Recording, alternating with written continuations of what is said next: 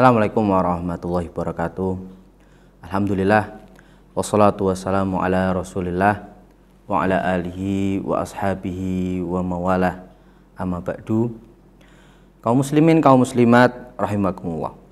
Al-Quran adalah penerang hidup kita, petunjuk untuk mendapatkan kebaikan dan di dunia maupun di akhirat.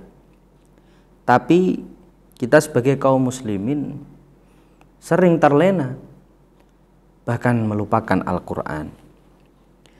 Barangkali di antara sebabnya adalah ketidaktahuan kita, bahwa kita tidak tahu bahwasanya Al-Quran ini begitu relevan dengan kehidupan yang kita jalani sebagai seorang muslim.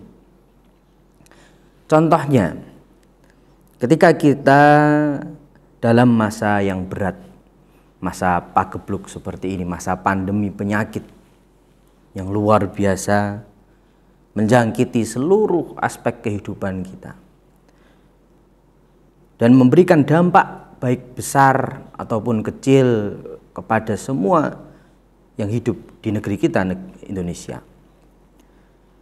Kita lihat bahwasannya Al-Quran pun membahas masa-masa sulit, membahas masa-masa yang berat. Kalau kita merasa bahwasannya hari-hari ini begitu berat, hari-hari ini terasa menyesakkan dada kita, dan kita ingin untuk berkeluh kesah, untuk mengadu, ketahuilah bahwasannya Al-Quran memberikan kita contoh-contoh.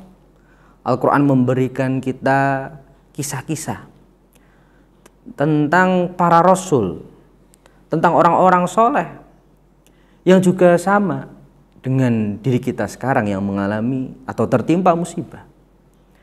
Ketika mereka sudah betul-betul tidak sanggup, ketika daya dan upaya mereka sudah dikeluarkan dengan begitu maksimal, akan tetapi mereka tetap menemui kesulitan-kesulitan dan mereka ditimpa musibah yang begitu berat, maka mereka pun mengadu kepada Allah Subhanahu wa Ta'ala.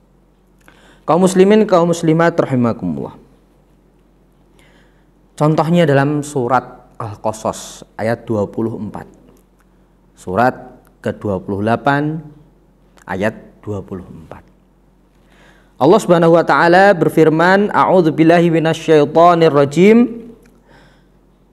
Bismillahirrahmanirrahim. Fasaqalahuma thumma tawalla ila dhilli faqala rabbi inni lima anzalta ilayya min khairin faqir. Ini adalah cerita tentang Nabi Musa alaihissalam. Ketika beliau dikejar-kejar oleh bangsa Mesir, ketika beliau sendirian, tidak ada kepastian masa depan, ketika ketakutan menyelimuti diri beliau, ketika beliau begitu jauh dari keluarga, ketika beliau hanya memiliki apa yang melekat di tubuhnya, beliau berdoa kepada Allah Subhanahu wa Ta'ala. Di dalam kesendiriannya, di dalam keadaan lapar, takutan, beliau berdoa kepada Allah. Beliau mengadukan keadaannya kepada Allah Subhanahu wa Ta'ala. Karena beliau tahu, karena beliau paham, hanya Allah yang bisa mengangkat semua kesedihan dan kesusahan itu. Maka beliau berdoa, Rabbi, ya Allah, ya Tuhanku, inni lima anzalta ilayya min khairin. Kita lihat doa yang begitu indah, doa yang memang isinya adalah pengaduan dan keluh kesah. Tapi beliau ucapkan dahulu, beliau dahulukan dengan syukur. Ya Allah, aku dengan semua kebaikan, dengan semua karunia yang telah Engkau turunkan kepadaku, fakirun, aku masih begitu butuh, aku masih begitu fakir, aku masih begitu kekurangan. Maka berilah ya Allah sedikit dari kebaikan-kebaikan dan rahmat-Mu.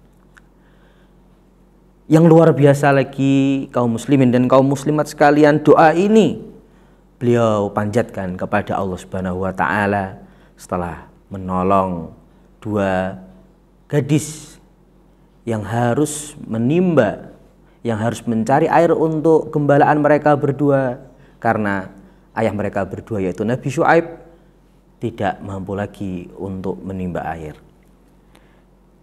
Kaum muslimin, kaum muslimat rahimakumullah, tentu saja musibah yang menimpa kita berbeda-beda.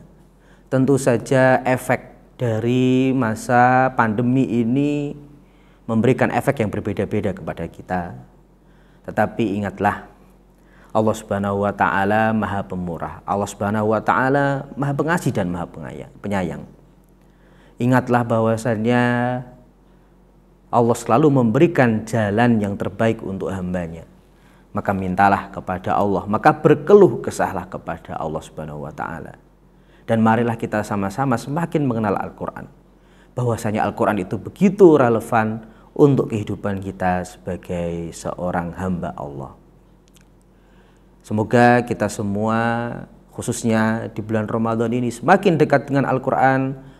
Wassalamualaikum warahmatullahi wabarakatuh.